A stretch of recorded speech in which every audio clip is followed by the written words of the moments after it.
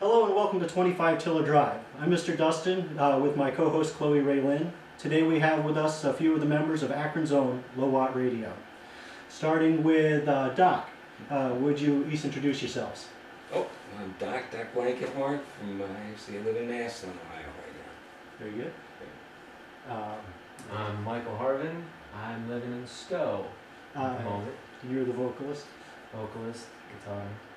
And Ron Sorosky, I'm out of Akron, bass player.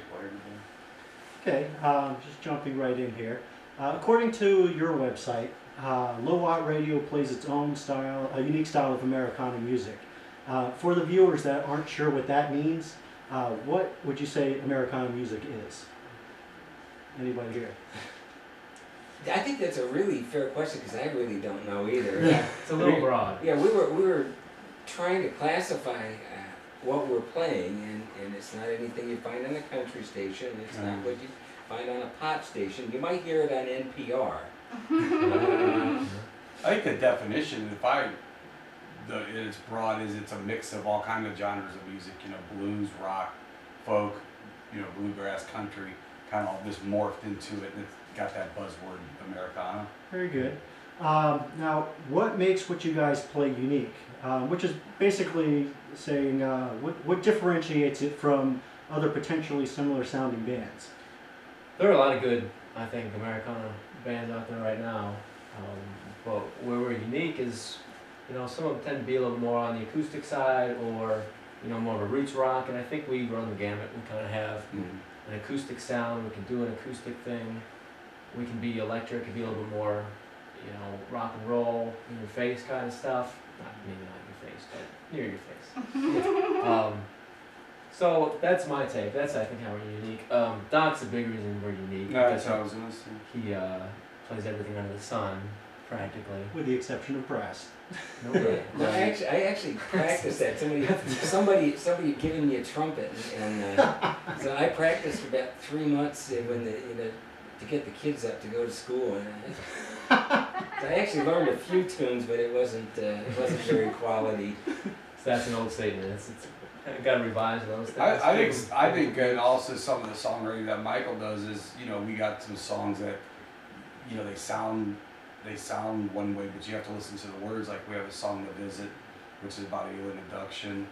We have, so that's unique in itself. There's not a lot of Americana bands out there, or even folk stylists that are singing about that.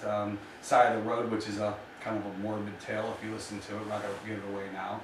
So you kind of got to listen to some of the writing too, and that's unique. There's some unique writing. Well, I think that is what makes it. Right. That's what drew me to the band. Right. Was it's all original. That's what makes it sound unique. It's unique because it's coming right out of his head.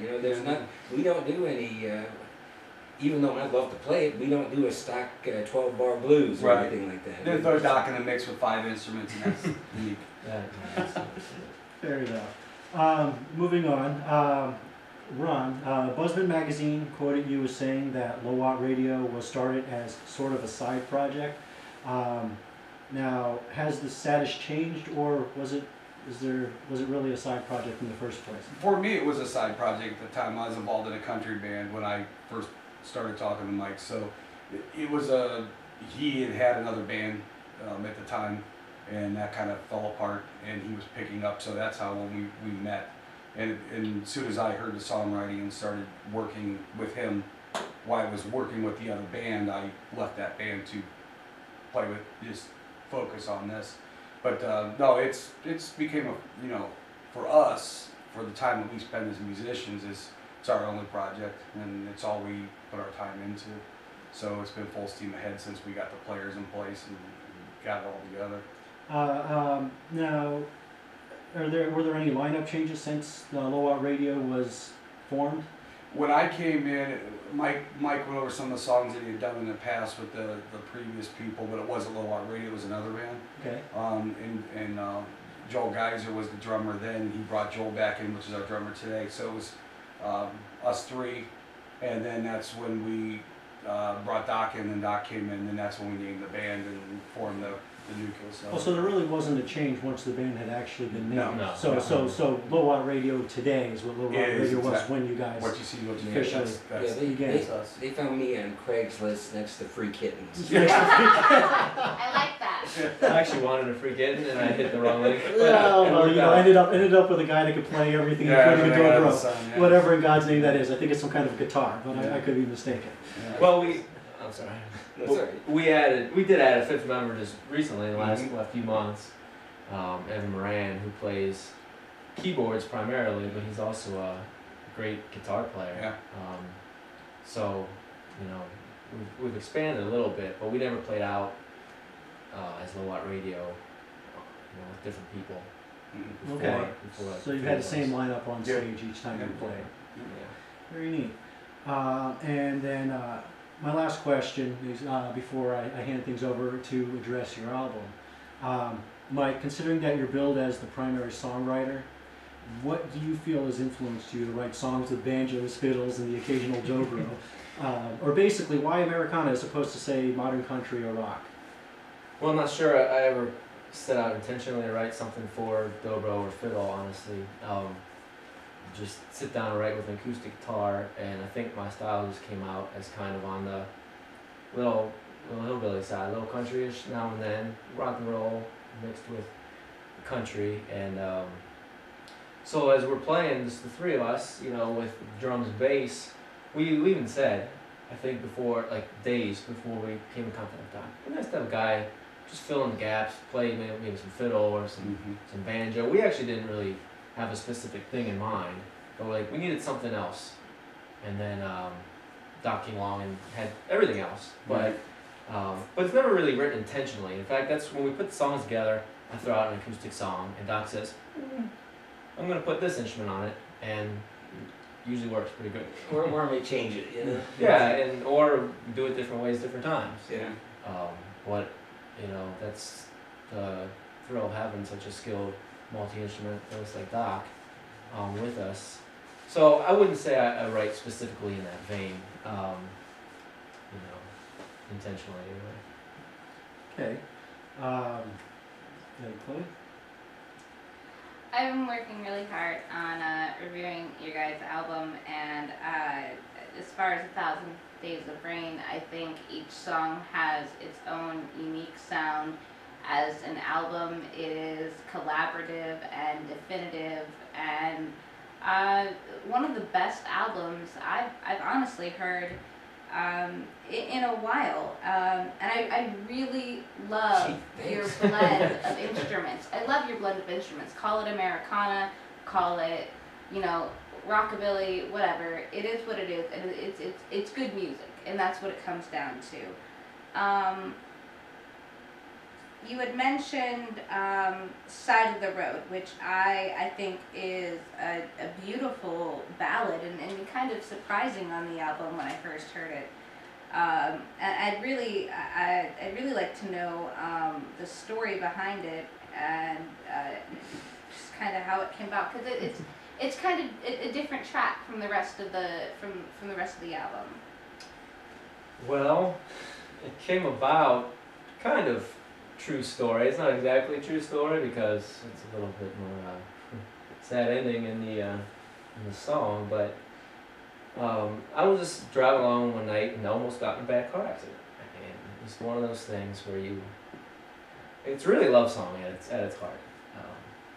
I'd been married a few months, I think, at the time, and it was just a revelation for me to realize when I'm almost getting hurt seriously, the first thing I think of is not myself, it's somebody else, you know, my wife. So hoping she's okay, you know, if something happens to me. So it's one of those songs that was very personal to me, which most of them are not. A lot of them are not. But and even though I did not get in the accident, luckily, you know, it was one of those things that was almost like a definition of love to me, you know. And I have a screwed up way of writing a love song, but that's how it came out. It came out to be a cool song from a near fatal. So Yeah. No, it came out really well. I really love the simplistic breakdowns in the verses, and the fiddle solo I feel gives it a lot of emotional depth to the song. I mean, your music, each song has its own depth. Saints and Sinners. I really love the harmonica, and I'm not sure what are the instruments that I hear in there, but I love what I hear. Is that like a dobro, a dobro in the beginning? It is. See, you did know. Yeah, you got a I good don't ear. know. She might You have not a be. good ear. See, you got it. Was that layered with a couple instruments on that Yeah, I one? think Yeah, we did. Yeah. it sounded like harmonica, dobro, And there's acoustic guitar rhythm going. yeah, and, acoustic rhythm. I don't think you played anything else, did you, on that? I don't think so, and I've actually changed the tuning because we were playing out, a little more pepped, and I was playing I have a one-of-a-kind instrument called a mellow bar screamer, which is you gotta see this. it was specially built for me by a guy out in Sweet Idaho. Did you get to name it? Well, what's the name of I it? haven't, I should, so I actually have changed the way I play that just a little bit. That was done in a G tuning, and now I play it out of an E tuning, so it's a little edgier. I really, really like the dobro, and that I think it brings the song together quite well. Your number 7 track, So Young and in Love. Again, not an average love song. What made you decide to go with just the 3-chord power play? It gives it a great sound. It gives it another unique track on the album that just ties your sound together, that says we can do anything. Yeah, that song I think was it's not our typical sound. No. It had, and when Mike brought us that song, it was only right before we really hit the studio. And he's like, oh, this is something I just wanted to try. Let's just try it. And it wasn't even supposed to go to the studio. We're like, oh, this is great. This is great. We got to put this on the album. Yeah. He's like, I don't know about that. I don't know. And yeah, But that happens. You ask a musician what's their favorite song. Well, it happens to be the one he's working on right yeah. now. It's always the one he's working, and that's what we just happen to be working on right there. Yeah, So as soon as we heard the arrangement of it and said, this is really different for us, we need something to kind of pop. And because the other songs we worked on, Cider Road was a fairly new song.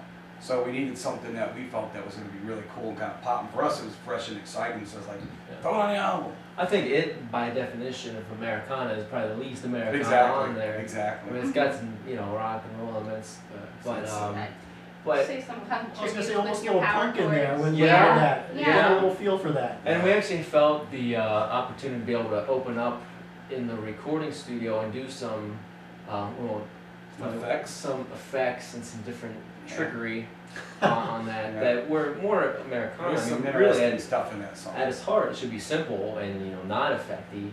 But that's, I guess, part of the thing that I feel we can do because we're not true, just purists. The thing was, it's funny, and I hate to cut him off, but I gotta say is when we got into the studio, he becomes a mad scientist. I mean, what I thought would be, oh, we're going in and we'll cut this roots rock album, this Americana album. The next thing I know, he going in there and he starts getting deeper and deeper. I want to do this, and I want to layer this, and I want to try this. I'm like, okay, I was done like 3 months ago. I laid my tracks. I'm done. I'm sitting there drinking a beer, watching the.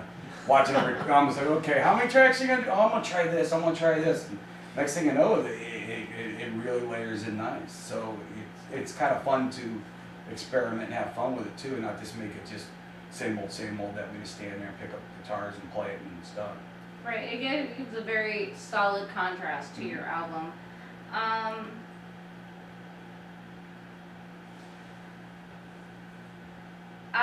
Thousand Days of Rain, your title, your album title track.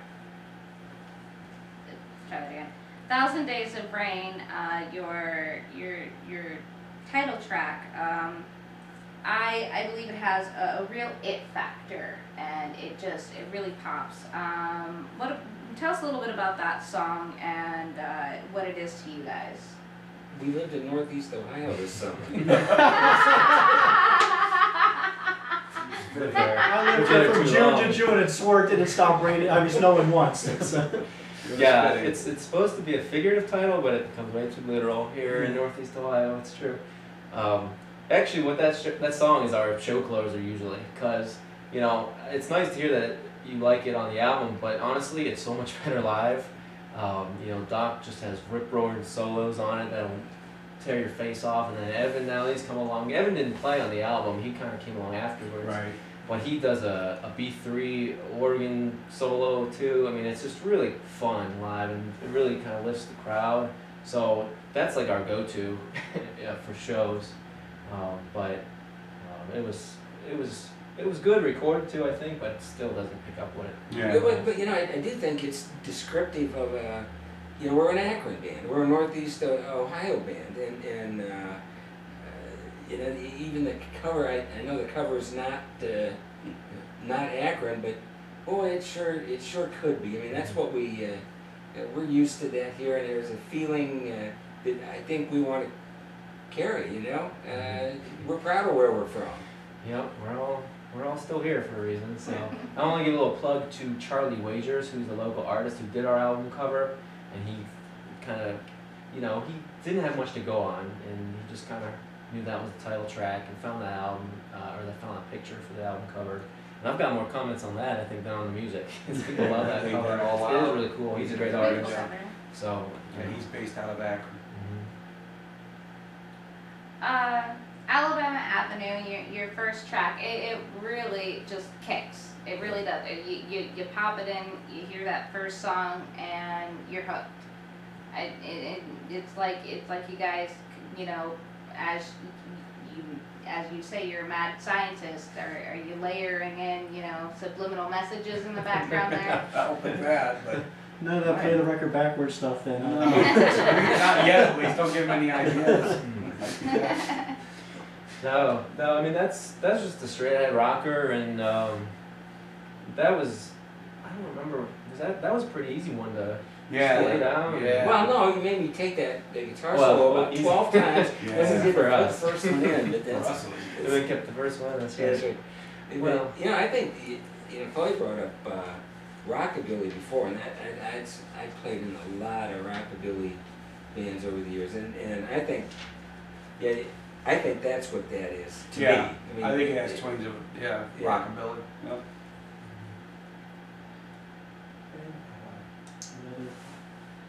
One question to interject, step away from the album for just a quick second.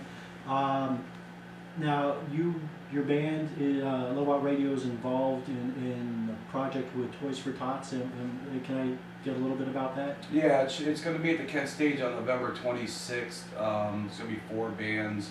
We're going to be involved in that. One of the bands involved in that, and it's going to be a fundraiser for Toys for Tots. So it'd be $12 ticket at the door, but if you bring a new toy unopened, you get $4 off at the door.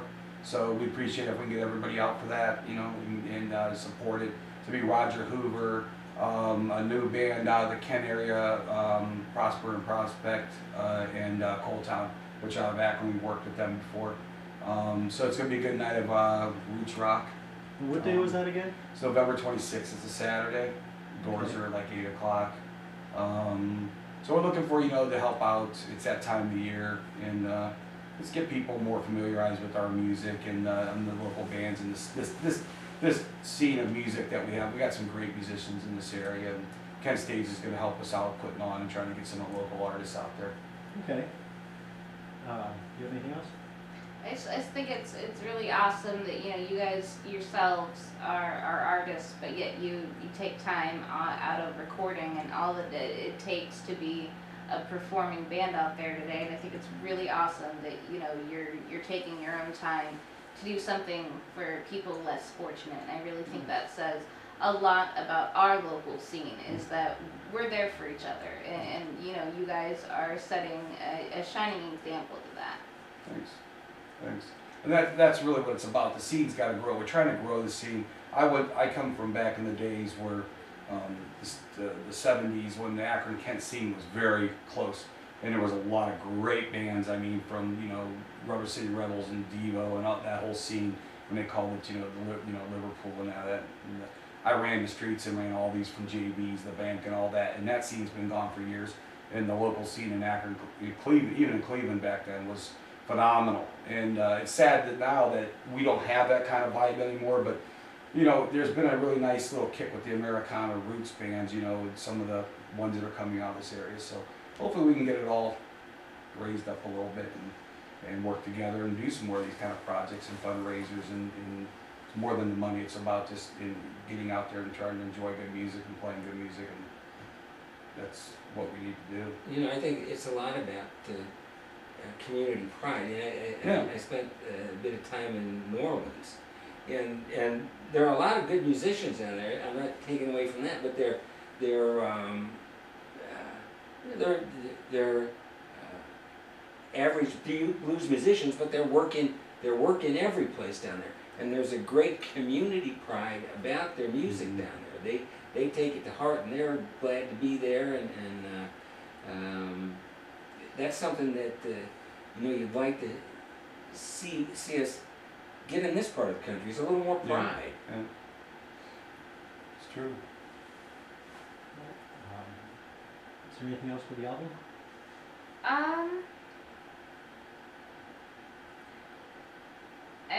Unless there's just any other album notes, anything else you guys have to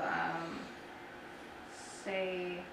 Well, perhaps we've already established that you've got every track is something different. What makes the album cohesive? What brings it all together? Why do you feel that those tracks, as they are, belong together on an album? Well, there's a little bit with the songwriting that brings it together, and in fact, the title track, "1,000 Days of Rain," kind of being a downer, you know, at least in title, and really, you know, a little bit in theme. But a lot of the tracks are about people kind of in hard times and having trouble, and you know, trying to overcome that, you know. So I think the content of some of the lyrics draws the album together. I don't know if you guys feel differently. I think that. All right, well, thank you for being here. For Chloe and myself, I would like to thank Low Watt Radio for joining us as the focus of our inaugural episode. Thank you also to our viewers for visiting your friends here at 25 Tiller Drive. Be sure to check for Chloe's review of 1,000 Days of Rain at 25tillerdrive.com. You can keep up with Low Watt Radio at lowwattradio.com. That's LO-WATT radio.com. And be sure to show some support for Toys for Tots at the Kent Stage. Low Watt Radio and 3 other bands are playing November 26th. That's a Saturday. Save $4 your new toy donation. Once again, thank you for joining us with 25tillerdrive.com. Thank you and guys. good night. Book smart seem to done pass me by. I need an end to these 1,000 days of rain, so I can get on my feet again.